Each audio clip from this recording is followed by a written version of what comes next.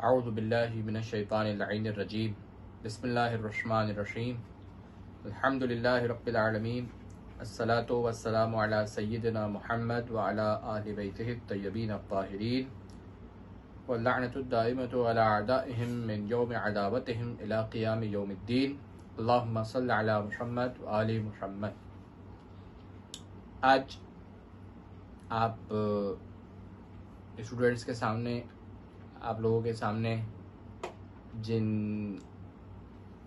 معروضات کو پیش کرنا ہے، جن چیزوں پر ڈسکس کرنا ہے، اور جو ٹاپک ہے، جو موضوع سخن ہے، وہ ایک ایسی چیز ہے، ایک ایسا موضوع ہے کہ جو ماہ رمضان کے ساتھ جڑا ہوا ہے۔ جب بھی ماہ رمضان کا تصور آتا ہے، ساتھ ہی ساتھ یہ موضوع جو آج موضوع ہے وہ بھی ہمارے ذہنوں کے اندر آتا ہے۔ یقیناً آپ پہنچ گئے کہ ماہ رمضان کے ساتھ ساتھ جڑی ہوئی اگر کوئی چیز ہمارے ذہنوں کے اندر آتی ہے تو وہ قرآن مجید ہے، اور ظاہر ہے کہ اس کی وجہ یہی ہے کہ ماہ رمضان المبارک وہ بابرکت اور وہ مبارک مہینہ ہے کہ جس مہینے کے اندر پروردگار عالم نے قرآن مجید کو نازل کیا۔ لیلۃ القدر کے اندر آپ سورہ قدر پڑھتے ہیں، انا انزلناہ فی لیلۃ القدر، ہم نے قرآن کو شب قدر میں نازل کیا۔ وما ادراک ما لیلۃ القدر خیر من الف شہر تنزل الملائکۃ، وہ پوری سورہ۔ تو یہ لیلۃ القدر کے اندر پروردگار نے قرآن کو نازل کیا، اور اس کے ساتھ ساتھ پروردگار نے ماہ رمضان المبارک کے اندر قرآن مجید کو پڑھنے کا بہت زیادہ ثواب بیان کیا۔ ویسے ہی قرآن مجید کو پڑھنا، اس کے معنی کو سمجھنا، اس کے معنی پر غور کرنا، اس کی تعلیمات پر عمل کرنا، یہ سب ایک مطلوب چیز ہے، یہ سب ہمارے فائدے کے لیے ہے۔ اس سب کے اندر دنیا اور آخرت کی نیکیاں اور بھلائی ہے۔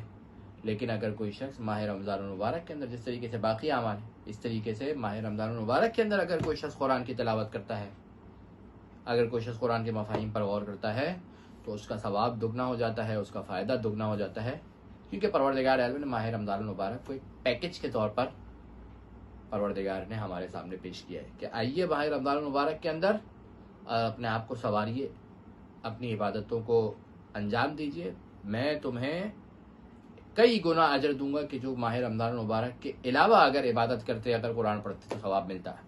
اگر ایک آیت پڑھنے کا ثواب ماہ رمضان المبارک کے علاوہ جو تھا ماہ رمضان المبارک کے اندر، ایک آیت پڑھنا گویا ایسا ہے کہ آپ نے کسی دوسرے ماہ مبارک کے اندر پورا قرآن ختم کر لیا ہے۔ پورا قرآن اگر مثال کے طور پر آپ شوال میں ختم کر لیں، شعبان میں ختم کر لیں، ربیع الاول میں ختم کر لیں، ذی الحج میں ختم کر لیں، ماہ رمضان المبارک کے اندر ایک آیت پڑھنے کا، صرف ایک آیت پڑھنے کا اتنا ثواب ملتا ہے کہ جتنا عام مہینے کے اندر پورا قرآن پڑھنے کا ثواب ہے۔ یقیناً یہ ثواب بہت زیادہ ہے۔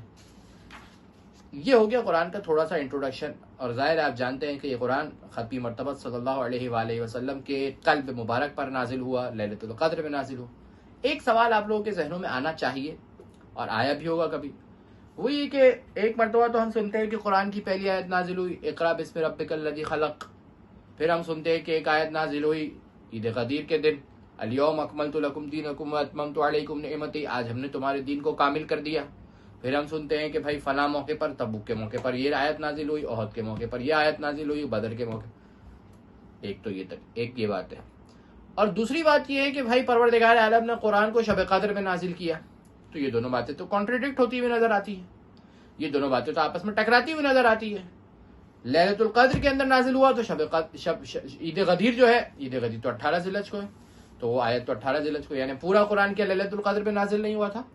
تو اس کے جواب کے طور پر علماء نے ایک بات ذکر کی ہے، اور وہ یہ کہ قرآن جو نازل ہوا وہ دو طریقوں سے نازل ہوا، ایک ہوا دفعی، ایک ہوا تدریجی۔ یہ کیا چیزیں ہیں دفعی اور تدریجی؟ دفعی کا مطلب ہے کہ قرآن ایک مرتبہ ایک ساتھ قلب رسول صلی اللہ علیہ وآلہ وسلم پر نازل ہوا، اور ایک مرتبہ قرآن گریجولی آہستہ آہستہ تدریجن نازل ہوا۔ یہ جو آہستہ آہستہ موقع کی مناسبت پر آیتیں اترتی گئی، نازل ہوتی گئی، جبرائیل لے کر آتے گئے، یہ قرآن تدریجی ہے۔ یہ لیلۃ القدر کے اندر نازل نہیں ہوا۔ جو قرآن لیلۃ القدر کے اندر نازل ہوا ہے وہ قرآن بے مجموع ہی پورا کے پورا قرآن جو قلب رسول پر نازل ہوا، یہ تھا دفعی، ایک ہی دفعہ کے اندر پورا قرآن نازل ہوا۔ تو قلب رسول پر ایک مرتبہ قرآن دفعتاً نازل ہوا ہے اور ایک مرتبہ تدریجن نازل ہوا ہے۔ تدریجن یعنی آہستہ آہستہ موقع کی مناسبت سے۔ 27 رجب یوم بعثت پہلی آیت اس وقت نازل ہوئی، اقرا باسم ربک الذی خلق، اور پھر اس طریقے سے جب رسول 40 سال کی عمر میں اعلان نبوت کر رہے تھے، اور پھر اس کے بعد جو ہے آہستہ آہستہ ہمارے پاس باقی آیات بھی نازل ہوتی رہیں۔ تو یہ ایک جواب دیا جاتا ہے اس سوال کا۔ جو چیزیں آج ہم نے قرآن کے حوالے سے ڈسکس کرنی ہے وہ یہ ہے کہ قرآن کی اہمیت کتنی زیادہ ہے۔ قرآن کی بہت زیادہ اہمیت ہے، یقیناً آپ سب جانتے ہیں۔ اس اہمیت کا اندازہ اس بات سے لگایا جا سکتا ہے کہ امیر المومنین امام علی علیہ الصلوۃ والسلام اپنی وصیت کے اندر اپنے بیٹے امام حسن سے فرماتے ہیں۔ وصیت کا مطلب کیا ہوتا ہے؟ وصیت کے اندر ان اہم ترین چیزوں کو ذکر کیا جاتا ہے کہ جو انسان کے نزدیک سب سے زیادہ امپورٹنٹ ہوتی ہے۔ کیوں؟ کیونکہ انسان اس دنیا سے جا رہا ہوتا ہے، انسان کی زندگی کے چند ہی ایام باقی رہتے ہوتے ہیں، تو وہ اہم ترین چیزوں کو ذکر کرتا ہے وصیت کے اندر۔ امیر المومنین امام علی علیہ السلام وصیت کے اندر اپنے بیٹے امام حسن علیہ السلام سے کیا فرماتے ہیں؟ اللہ اللہ فی القرآن فلا یسبقنکم الی العمل به غیرکم، تمہارے غیر یعنی کہ جو مومنین نہیں ہیں، تمہارے غیر اس قرآن پر عمل کرنے میں تم پر سبقت نہ لے جائیں، تم سے آگے نہ نکل جائیں، یعنی تمہیں قرآن پر عمل کرنا چاہیے۔ ایسا نہ ہو کہ یہودی، عیسائی، دوسرے مذاہب والے یہ سب تم پر سبقت لے جائیں اور وہ قرآن کی تعلیمات پر عمل کر رہے ہیں، اور جو قرآن کی تعلیمات ہے تم ان پر عمل کرنے سے بہت زیادہ دور ہو جاؤ۔ ایک اور بات سے اس قرآن کی اہمیت کا اندازہ لگایا جا سکتا ہے کہ امام صادق علیہ الصلوۃ والسلام فرماتے ہیں کہ 3 چیزیں روز قیامت اللہ سے شکایت کریں گی، شکوہ کریں گی۔ کون کون شکایت کرے گا روز قیامت اللہ سے؟ پہلی چیز وہ غیر آباد مسجد جس میں کوئی نماز نہیں پڑھتا۔ آپ کے علاقے کے اندر مسجد ہے، اس مسجد کے اندر کوئی نماز نہیں پڑھتا، آباد مسجد نہیں ہے، وہ مسجد روز قیامت شکایت کرے گی۔ ظاہر ہے کہ انسان کے ہاتھ، پیر، ناک، کان یہ سب روز قیامت بولیں گے، ہے نا۔ اعضاء و جوارح انسان کے مخاطب ہوں گے کہ اس نے اس کان سے یہ کام کیا تھا، اس زبان سے یہ کام کیا تھا۔ ہاتھ کہیں گے اس نے مجھ سے یہ کام لیا تھا، پیر کہیں گے کہ یہ میرے پیروں مجھ سے چل کر جو ہے فلاں مقام تک گیا تھا، اچھی جگہ پر، بری جگہ پر۔ یعنی روز قیامت انسان کے اعضاء و جوارح تکلم کریں گے، بات کریں گے، گویا ہو جائیں گے۔ بالکل اسی طریقے سے غیر آباد مسجد روز قیامت پروردگار سے شکایت کرے گی۔ کیا شکایت کرے گی؟ کہ میں مسجد موجود تھی اس کے علاقے کے اندر، اس کے باوجود کوئی نماز پڑھنے نہیں آتا تھا۔ دوسرا، وہ عالم ہے جو جاہلوں کے درمیان موجود تھا اور کوئی اس سے مسئلہ پوچھنے کے لیے، کوئی اس سے ہدایت لینے کے لیے نہیں آتا تھا۔ یہ عالم بھی روز قیامت شکایت کرے گا کہ میں موجود تھا ان کے درمیان، ان جاہلوں کے درمیان، لیکن کوئی بھی مجھ سے پوچھنے نہیں آتا تھا۔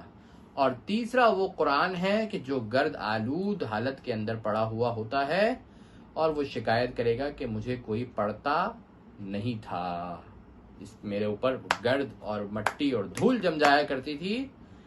شاید گھر کے اندر جتنی بھی چیزیں ہیں ان کے اندر سب سے زیادہ دھول قرآن مجید پر چڑھی ہوئی ہوتی ہے۔ یہ قرآن مجید روز قیامت انسان کے اعتبار سے شکایت کرے گا پروردگار سے کہ میں موجود تھا لیکن مجھے پڑھنے والا کوئی نہیں تھا۔ یقیناً یہ ایک افسوس کا مقام بھی ہے، اور یہاں پر امام علیہ السلام اس بات کو توجہ بھی دلانا چاہتے ہیں کہ ہم اور آپ کو قرآن پر توجہ دینی چاہیے۔ اب ایک جو موضوع ہم نے ڈسکس کرنا ہے اور کچھ چیزیں آپ لوگوں کے ساتھ شیئر کرنی ہے، انشاءاللہ قرآن سے متعلق کچھ کوشچنز آپ لوگوں کے ساتھ شیئر کریں گے، لیکن اس سے پہلے جو ایک اہم موضوع ہے وہ یہ ہے کہ قرآن کو سمجھ کر پڑھنا کیوں ضروری ہے۔ ایک بات ہے کہ آیا قرآن کو سمجھ کر پڑھنا ضروری ہے اچھا ہے کہ انسان قرآن کے الفاظ پڑھ رہا ہے، یقیناً اس کا ثواب ملے گا اسے، لیکن پروردگار عالم نے وعدہ کیا ہے قرآن کی تلاوت کا ثواب، لیکن سوال یہ کہ کیا قرآن کو سمجھ کر پڑھنا ضروری ہے؟ تو یہاں پر علماء بیان کرتے ہیں کہ جی ہاں، قرآن کو سمجھ کر پڑھنا چاہیے انسان کو قرآن کے معنی اور مضمون اور مفاہیم کو سمجھنا چاہیے۔ ایک عام سی بات ہے کہ اگر کسی شخص کو کسی بھی لینگویج سے، کسی بھی بات سے، کسی کے بھی کلام سے، کسی کے بھی خطاب سے ہدایت حاصل کرنی ہو تو کیا وہ ہدایت حاصل کر سکتا ہے؟ ٹھیک ہے، اس کے کچھ معنوی اور وہ اثرات ہیں کہ جو ہماری نگاہوں کے سامنے موجود نہیں ہیں، لیکن کچھ چیزیں ایسی ہیں کہ جو انسان کے ظاہری اور نگاہوں کے سامنے ہوتی ہیں۔ مثلا مثال کے طور پر ایک شخص نے چائنیز کے اندر بہت اچھی بات کی، آپ کو چائنیز سمجھ میں ہی نہیں آتی، آپ نے اس کا پورا لیکچر جا کے سن لیا، آپ کو اس لیکچر کے جو بینیفٹس ہیں، اس کے اندر جو ساری چیزیں موجود ہیں، کیا آپ کو وہ لیکچر کے جو بینیفٹس ہیں وہ حاصل ہوں گے؟ نہیں ہوں گے۔ ٹھیک ہے، قرآن مجید کا معاملہ اس سے کچھ برعکس ہے، ایسا نہیں ہے کہ بالکل وہ چائنیز کلام کے طریقے سے قرآن مجید کے اصلاً آپ پڑھ رہے ہیں اور آپ کو معنی نہیں سمجھ میں آ رہے تو اصلاً اس کا کوئی فائدہ نہیں ہے۔ یہ دعویٰ کرنا مشکل ہے، کیونکہ پروردگار عالم نے قرآن کو ہدایت کے طور پر نازل کیا ہے، اور قرآن کے الفاظ کے اندر اپنی ایک تاثیر ہے، حتیٰ قرآن کے نظر کرنے کے اندر اپنی ایک تاثیر ہے، ایک معنویت ہے، ایک پروردگار کے ساتھ رابطہ ہے، لیکن قرآن کے اندر جو معنی پوشیدہ ہیں، قرآن کے اندر جو گائیڈنس ہے، قرآن کے اندر جو تعلیمات موجود ہے، وہ کیسے ہم اور آپ اپنی زندگیوں کے اندر لے کر آئیں گے؟ خود قرآن مجید کے اندر کیا آیت ہے؟ افلا یتدبرون القرآن ام علی قلوب اقفالها، کیوں وہ لوگ قرآن پر غور و فکر نہیں کرتے؟ کیا ان کے دلوں پر تالے پڑے ہوئے ہیں؟ قرآن پر غور و فکر کیوں نہیں کرتے؟ تدبر کے لیے ضروری ہے کہ انسان اس کے میننگز، اس کے معنی کی طرف متوجہ ہو۔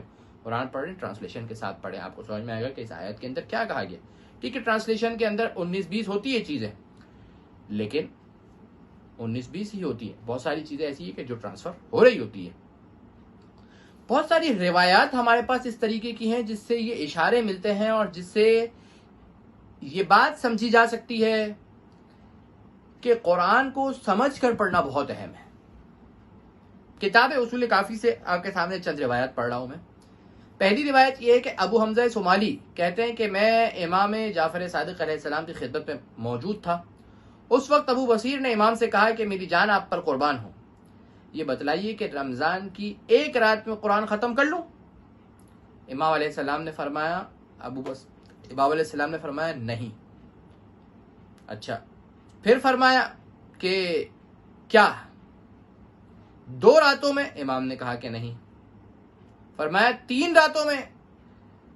کہا کہ ہاں، اور اپنے ہاتھوں سے پھر اشارہ کیا، اور پھر امام نے کہا کہ ابا محمد، ماہ رمضان کا ہم پر ایسا حق اور احترام لازم ہے کہ جیسا کسی اور مہینے کا احترام لازم نہیں ہے، یعنی جتنا احترام ماہ رمضان کا کرنا چاہیے اتنا کسی اور ماہ رمضان کا احترام ہمارے اوپر ضروری نہیں ہے۔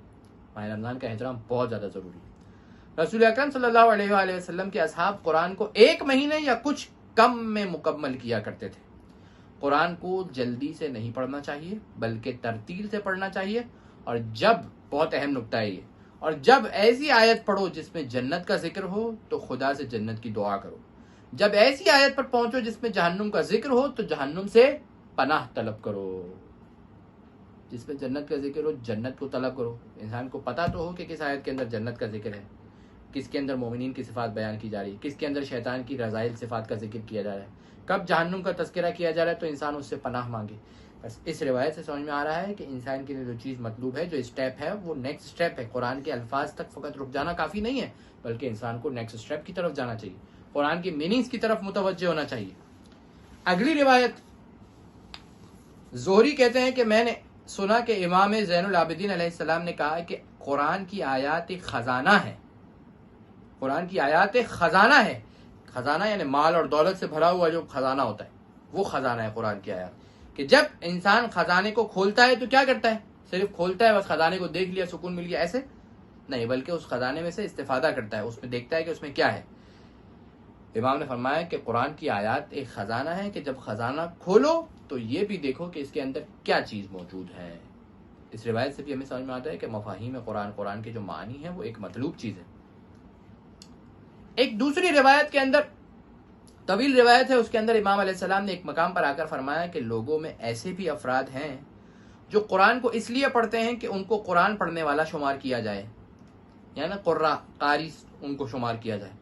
بعض قرآن اس لیے پڑھتے ہیں کہ اس سے مال دنیا حاصل ہو جائے، اور ان باتوں کے اندر کوئی خیر نہیں ہے کہ انسان کو لوگ کہیں کہ یہ قرآن پڑھنے والا ہے، یا انسان کچھ مال و دولت جمع کر لے اس قرآن کے ذریعے سے۔ پھر امام نے فرمایا کہ ہاں، بعض اس لیے پڑھتے ہیں کہ قرآن پڑھیں اور اس سے اپنی نماز اور دن اور رات میں فائدہ اٹھائیں، دن اور رات میں فائدہ اٹھائیں۔ ان لوگوں کے لیے خیر ہے۔ دن اور رات میں قرآن سے کون فائدہ اٹھا سکتا ہے؟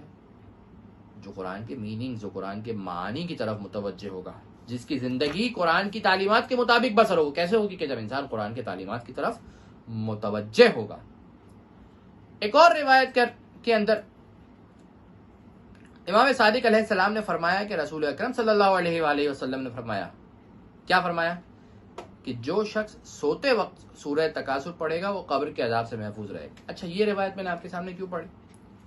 یہ روایت میں نے آپ کے سامنے اس لیے پڑھی کیونکہ بعض بزرگان سے اسی موضوع پر ایک دفعہ، بعض اساتذہ سے اسی موضوع پر ایک دفعہ کچھ بات ہو رہی تھی، تو وہ کہنے لگے کہ ایک اور بات جو اس بات کی طرف اشارہ کرتی ہے کہ قرآن کے معانی اور قرآن کے میننگز کی طرف ہمیں جانا چاہیے، اور وہ ہمارے لیے اسٹیپ ہونا چاہیے، وہاں پر آ کر ہمیں سوچنا چاہیے، وہ یہ ہے کہ پروردگار عالم نے جن آیات اور جن قرآن کی صورتوں کے ثواب بیان کیے ہیں کہ اس قرآن کی آیت پڑھنے کا یہ ثواب ہے، اس کی آیت پڑھنے کا یہ ثواب ہے، اس کی آیت یہ پڑھنے کا یہ ثواب ہے، ان آیات کے اندر بیسیکلی جو ثواب بیان کیا گیا ہے وہ اسی کے میننگ سے ریلیٹڈ ہوتا ہے۔ یعنی کیا مطلب؟ یعنی میں نے آپ کے سامنے سورہ تکاثر کی بارے میں روایت پڑھی کہ جو شخص سوتے وقت سورہ تکاثر پڑھے گا وہ عذاب قبر سے محفوظ رہے گا۔ کہا کہ یہی کیوں کہا کہ عذاب قبر سے محفوظ رہے گا؟ یہ کیوں نہیں کہا کہ اسے جنت کی جو ہے فلاں نعمت ملے گی؟ کہا اس لیے کیونکہ سورہ تکاثر کے اندر قبر کی یاد دلائی گئی ہے انسان کو۔ جب انسان سورہ تکاثر کے اندر قبر کی یاد دلائی گئی ہے اور اس کے میننگز کی طرف متوجہ ہوا کہ یہاں پر قبر کی یاد دلائی گئی ہے، تو اس کا ثواب بھی اسی سے ریلیٹڈ بیان کیا گیا ہے کہ اس کو عذاب قبر سے جو ہے وہ حفاظت ہو جائے گی۔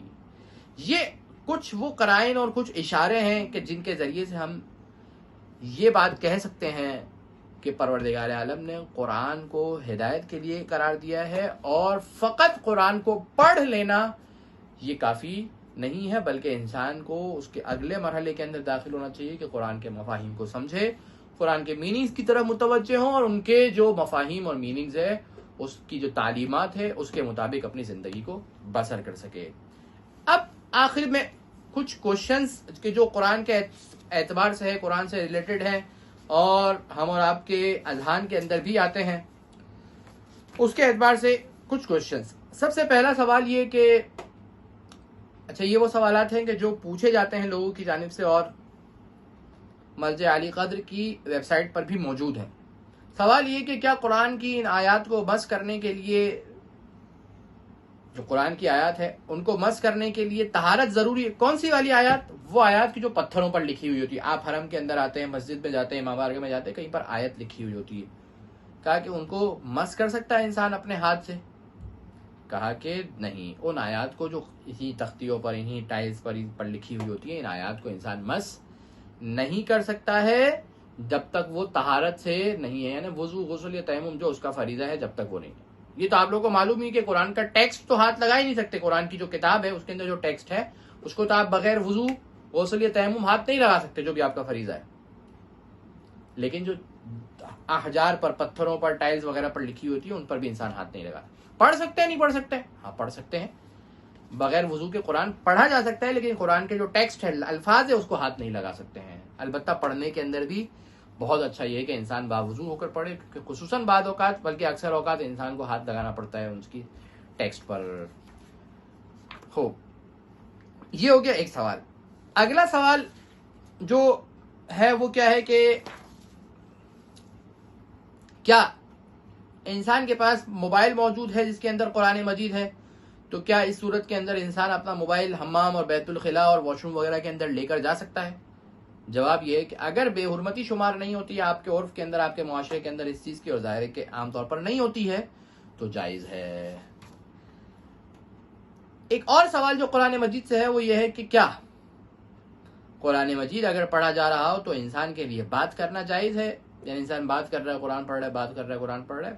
جواب یہ ہے کہ بہتر یہ ہے کہ انسان اپنے کلام کو، اپنی بات کو ترک کر دے اور اچھے سے قرآن کو سنے، جیسا کہ قرآن کی آیات اور روایات میں بھی اس مطلب کو بیان کیا گیا کہ جب قرآن پڑھا جا رہا ہو تو انسان غور سے قرآن کو سنے۔ ایک اور اہم ترین سوال وہ یہ ہے کہ کیا قرآن کے اندر محکم آیتیں ہیں اور متشابہ آیتیں ہیں؟ تو کون سی آیات ایسی ہیں کہ جو قرآن کے اندر محکم ہے اور کون سی ایسی ہے کہ جو متشابہ ہیں؟ محکم اور متشابہ یعنی کیا مطلب؟ یعنی محکم وہ کہ جس کا معنی بالکل واضح اور کلیئر ہے، متشابہ وہ کہ جس کا معنی واضح اور کلیئر نہیں ہے۔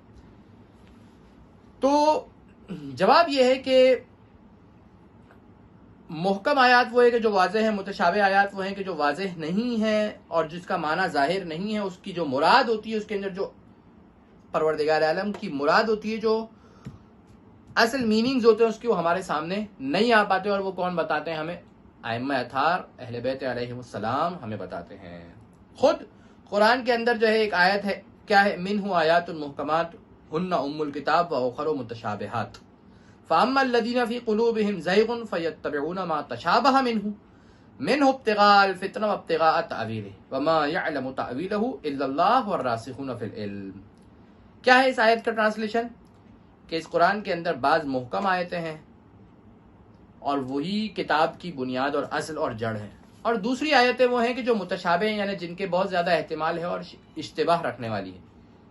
سو وہ لوگ جن کے دلوں میں کجی ہے، ٹیڑھاپن ہے، اس پہ سے صرف متشابہات کی پیروی کرتے ہیں۔ کون؟ فقط فتنہ پروری کی خواہش کے زیر اثر لوگ، اور اصل مراد کی بجائے اپنے من پسند معنی مراد لیتے ہیں، اور ان کی جو اصل ہے، ان کی جو مراد ہے اس آیات سے، آیات کی جو مراد ہے وہ کوئی نہیں جانتا ہے۔